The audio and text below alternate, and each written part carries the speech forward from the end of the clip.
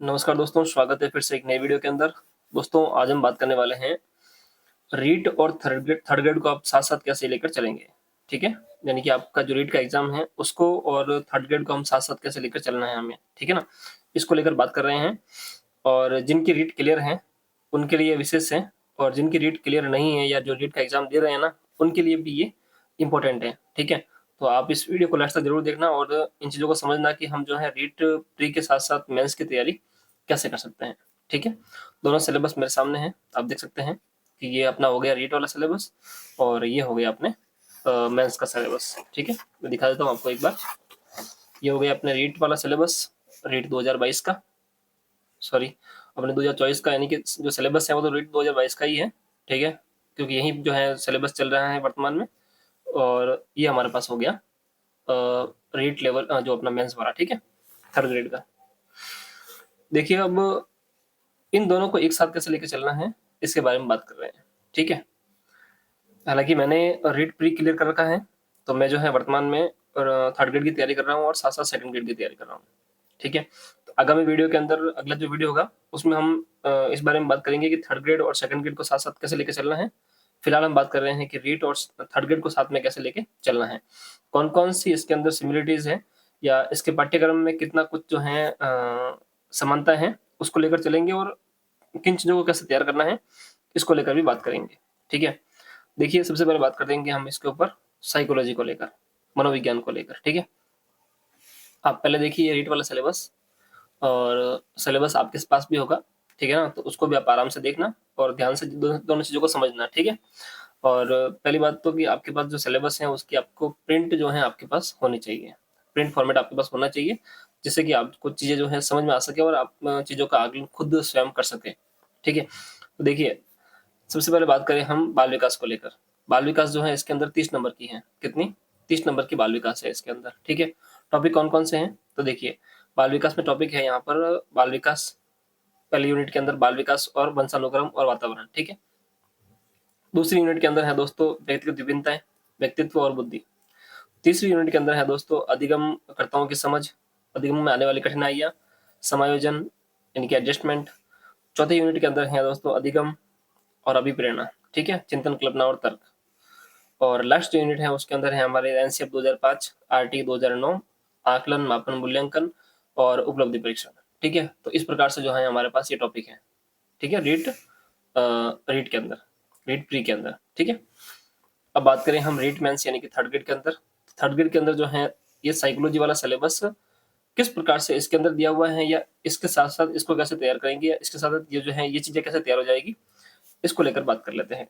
तो देखिए, यहाँ पर जो मनोविज्ञान है रीट मेंस के अंदर, वो तो थी अपने 30 नंबर की, यानी कि 150 में से 30 प्रश्न आपको मिलेंगे मनोविज्ञान के। यहाँ पर है दोस्तों 20 अंकों की। कितनी है? 20 नंबर की ये जो अपने मनोविज्ञान है, यानी कि यहाँ पर आपको जो है 10 सवाल देखने को मिलेंगे मनोविज्ञान के। कितने? 10 सवाल आपको यहाँ पर मनोविज्ञान के देखने को मिलेंगे, ठीक है? यहाँ पर प्रत्येक प्रश्न 1 नंबर का है, यहाँ पर प्रत्येक प्रश्न जो है वो 2 नंबर का है। 150 प्रश्न इसके अंदर होंगे, ठीक है? मेंस के अंदर और पेपर होगा 300 नंबर का, ठीक? इसके अंदर माइनस मार्किंग नहीं है, इसके अंदर माइनस मार्किंग है, ठीक है? यानी कि प्री के अंदर माइनस मार्किंग नहीं है, इसके अंदर आपको मेंस के अंदर माइनस मार्किंग देखने को मिलेगी। अब चलो बात करते हैं हम मनोविज्ञान को लेकर। तो मनोविज्ञान के जो टॉपिक हैं वो कौन-कौन से इसके अंदर भी आते हैं हमारे, ताकि जब हम मनोविज्ञान रीट की तैयार करेंगे तो साथ-साथ हमारे मेंस की भी तैयार हो जाएगी, ठीक है? तो देखिए, सिर्फ ये जो शिक्षा मनोविज्ञान वाला टॉपिक है ना, शैक्षिक मनोविज्ञान, इसके अर्थ, क्षेत्र और कार्य, ये वाला टॉपिक इसके अंदर नहीं है। बाकी सारे के सारे टॉपिक इसके अंदर दे रखे हैं। कौन-कौन से देखिए, एक तो बाल विकास, ये बाल विकास आ गया। दूसरा हो गया दोस्तों व्यक्तिगत विभिन्नताएँ, तो ये व्यक्तिगत विभिन्नताएँ इसके अंदर हो गई, ठीक है ना? और व्यक्तित्व हो गया, बुद्धि हो गया, ठीक है? व्यक्तित्व हो गया, बुद्धि हो गया, वंशानुक्रम, वातावरण यहाँ पर, तो ये हो गया टॉपिक। अब बात करें हम अधिगम के बारे में, तो ये अधिगम हो गया, अधिगम के अर्थ अर्थ के बारे में, ठीक है ना? और अधिगम में प्रभावित करने वाले कारक, तो ये टॉपिक यहाँ पे हो गया। अधिगम के विभिन्न सिद्धांत, तो यहाँ पर भी सिद्धांत हैं अधिगम के। अधिगम की विभिन्न प्रक्रियाएँ यहाँ पर भी हैं। विविध अधिगमकर्ताओं की समझ, ठीक है ना? तो ये विविध अधिगमकर्ता यहाँ पर भी हैं, ठीक है ना? अधिगम में आने वाली कठिनाइयाँ, यहाँ पर भी आपको देखने को मिलेगी। अभिप्रेरणा और अधिगम, तो अभिप्रेरणा यहाँ पर भी टॉपिक टॉपिक हैं आपके, समायोजन, समायोजन यहाँ पर भी है, कहाँ गया समायोजन, ये रहा। तो लगभग कुल मिला के 4 यूनिट आपके पूरी की पूरी यहाँ पर एज इट इज दे रखी है इसके अंदर, यानी कि रीट प्री वाली टोटली सिलेबस आपका एज इट इज यहाँ से उठाकर यहाँ पर दे रखा है। यानी कि जब आप रीट का तैयार करेंगे तो साथ साथ आपके जो है मेंस का भी तैयार हो जाएगा 20 नंबर का टॉपिक। ठीक है, अब रह गई अपने पीछे वाली यूनिट, कौन सी, ये हो गई अपने 5वीं यूनिट। इसके अंदर क्या क्या है, एक तो है एनसीएफ 2005, यानी कि राष्ट्रीय पाठ्यचर्या रूपरेखा 2005, आकलन मापन मूल्यांकन, ठीक है ना, और उपलब्धि परीक्षण, साथ में क्रियात्मक अनुसंधान और आरटी 2009। ठीक है, अब देखिए ये टॉपिक आपको कहाँ मिलेगा, तो ये टॉपिक आपको मिलेगा यहाँ पर, कहाँ पे, आप जब राजस्थान जीके को देखोगे ना तो आपको जो है ये टॉपिक यहाँ पर देखने को मिलेगा। यानी कि राजस्थान जीके हो गई आपके 80 नंबर की, इसके बाद में 50 नंबर वाला टॉपिक है ना आपके, ये राजस्थान का सामान्य ज्ञान, ठीक है ना, इसी के अंदर जो है ये टॉपिक दे रखा है। यानी कि एडिशनल टॉपिक जोड़े गए थे, राजस्थान का सामान्य ज्ञान, शैक्षिक परिदृश्य, निःशुल्क अनिवार्य, बाल शिक्षा का अधिकार और सामाजिक विषय, ठीक है ना, इसके अंदर ये टॉपिक अपने दे रखा है। ठीक है, 5वीं यूनिट अपने पूरी की पूरी यहाँ पर दे रखी है। आप देखेंगे इसमें टॉपिक जो है एडिशनल कुछ अलग से हैं, और इसके साथ साथ अपने जो आरटी 2009 है वो आपको यहाँ पर देखने को मिल जाएगी, जो यहाँ पर है आरटी 2009 वो आपको यहाँ पर देखने को मिलेगी। इसके साथ साथ आपको यहाँ पर तो सिर्फ और सिर्फ आरटी 2009 जो केंद्र सरकार वाली थी वो पढ़नी थी, यहाँ पर आपको 2011 वाली भी पढ़नी है, यानी कि 2009 के साथ राजस्थान वाली जो आरटी है 2011 वाली वो पढ़नी है। इसके साथ राजस्थान में मान्यता प्राप्त निजी विद्यालयों में निःशुल्क प्रवेश, ये टॉपिक पढ़ना है। और साथ ही साथ दोस्तों यहाँ पर आपको विद्यालय प्रबंधन समिति, ठीक है ना, यानी कि एसडीएमसी और एसएमसी ये पढ़नी है। और साथ में आपको पढ़ना है राष्ट्रीय शिक्षा नीति 2020, यानी कि एनईपी न्यू एजुकेशन पॉलिसी 2020 आपको यहाँ पर पढ़नी है। ठीक है ना, तो ये टॉपिक आपके और एडिशनल हो गए इसके अंदर, यानी कि ये तो आपको पढ़ना ही पढ़ना है। अगर आप यहाँ पर अच्छे से पढ़ लेते हैं इस चीज को, यानी कि आरटी 2009 को आप यहाँ पढ़ लेते हैं तो यहाँ आपके ये काम आ जाएगी। तो इन चीजों को आपको बेटर करना है ताकि आपके मेंस के लिए भी काम आ जाए। ठीक है, अब देखिए बात करें अपने सब्जेक्ट की। ठीक है, तो सब्जेक्ट के अंदर कौन कौन सी सिमिलरिटीज हैं इसके अंदर, तो यहाँ पर दोस्तों सब्जेक्ट आपका चाहे कोई भी हो सकता है, आपका एसएसटी हो सकता है, आपका हिंदी हो सकता है, इंग्लिश हो सकता है, संस्कृत हो सकता है, साइंस मैथ हो सकता है। तो यहाँ पर आपको सब्जेक्ट देखने को मिलेगा 120 नंबर का, कितना, 120 नंबर का आपका सब्जेक्ट रहेगा यहाँ पर। देखिए आप शुरू से अपने सब्जेक्ट की तैयारी करते आ रहे हैं, तो सीधी सीधी बात है कि यहाँ पर सब्जेक्ट का एग्जाम है, तो यहाँ पर आपका सब्जेक्ट जो है विशेष रोल निभाएगा। तो यहाँ पर आपको 120 नंबर का आपका सब्जेक्ट मिलेगा, जो कि आपको बहुत अच्छे से करना है। ठीक है, यानी कि आपकी हिंदी आपका सब्जेक्ट है, तो आपने हिंदी वहां पर पढ़ी होगी रीड के अंदर भी, 30 नंबर की हिंदी वहां पढ़ी है आपने, 120 नंबर की यहाँ पर है। संस्कृत आपने वहां पढ़ी है, तो संस्कृत आपके 30 नंबर की, पर संस्कृत आपके मेंस रीड के अंदर है, तो ये आपके 120 नंबर की यहाँ पर है। हिंदी इंग्लिश की बात करें तो वो आपके 120 नंबर का सब्जेक्ट यहाँ पर रहेगा।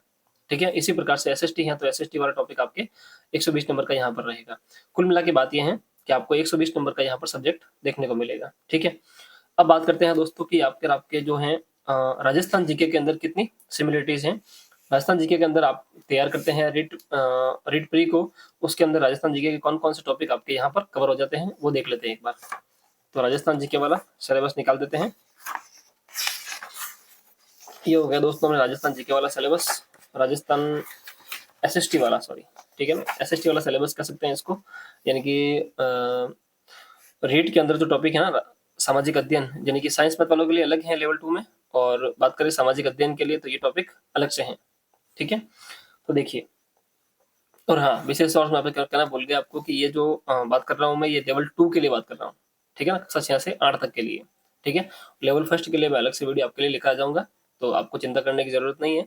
आप नाराज मत हो जाना कि हमारे लिए वीडियो नहीं बनाया, तो आपके लिए भी एक डेडिकेटेड वीडियो आपके लिए भी आ जाएगा, एक जो है आपके लिए भी डेडिकेटेड वीडियो आ जाएगा इसके ऊपर, तो उस पर भी हम बात कर लेंगे। ठीक है, ये फिलहाल जो है लेवल 2 के लिए है, कक्षा 6 से लेकर 8 तक के लिए। ठीक है, अब देखिए सामाजिक अध्ययन के आप विद्यार्थी हैं, तो यहाँ पर आपको 60 प्रश्न मिलेंगे, और कौन कौन से टॉपिक हैं जो हमारे यहाँ पर सिमिलर हैं रीट मेंस और रीट प्री में। ठीक है, तो देखिए यहाँ पर बाकी सारी चीजें हैं, अगर आप एसएसटी के स्टूडेंट हैं तो आपको ये सारी चीजें जो है अपने सब्जेक्ट के अंदर भी पढ़नी है। ठीक है, तो वहां पर आपको 120 नंबर में कवर हो जाएगी। बाकी ये सारी चीजें आपको रीट प्री के अंदर ही देखने को मिलेगी। बाकी राजस्थान वाला जो टॉपिक है ना, वो आपको सारा का सारा यहाँ पर देखने को मिलेगा, यानी कि 80 नंबर का टॉपिक यहाँ पर राजस्थान का है। कैसे कैसे है, तो राजस्थान का जो ज्योग्राफी है, राजस्थान का भूगोल, यहाँ पर भी देखिए आप राजस्थान का भूगोल पूरा का पूरा टॉपिक यहाँ पर दे रखा है। ठीक है, सारे के सारे टॉपिक यहाँ पर दे रखे हैं राजस्थान भूगोल के। दूसरा हो गया दोस्तों यहाँ पर इतिहास और संस्कृति। इतिहास और संस्कृति का, तो यहाँ पर भी इतिहास और संस्कृति है।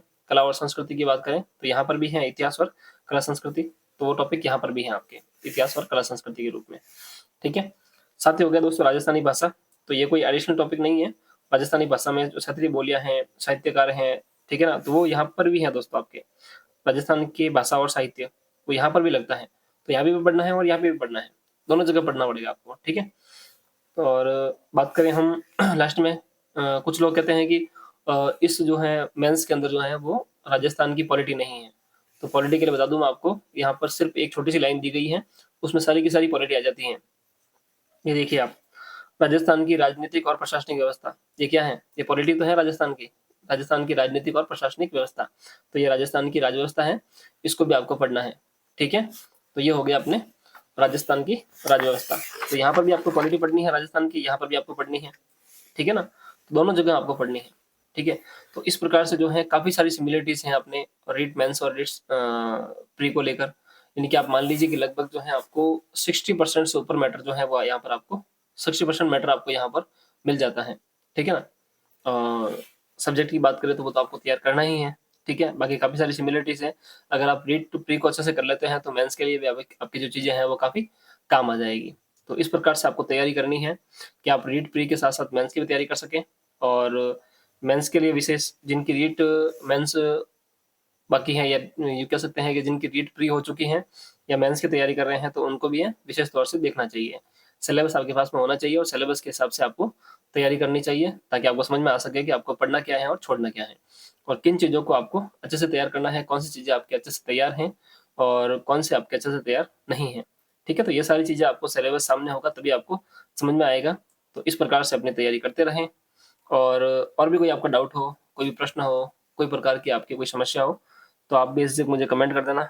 ठीक है ना, आपके सारे डाउट मैं यहाँ पर सॉल्व करने की कोशिश करूंगा।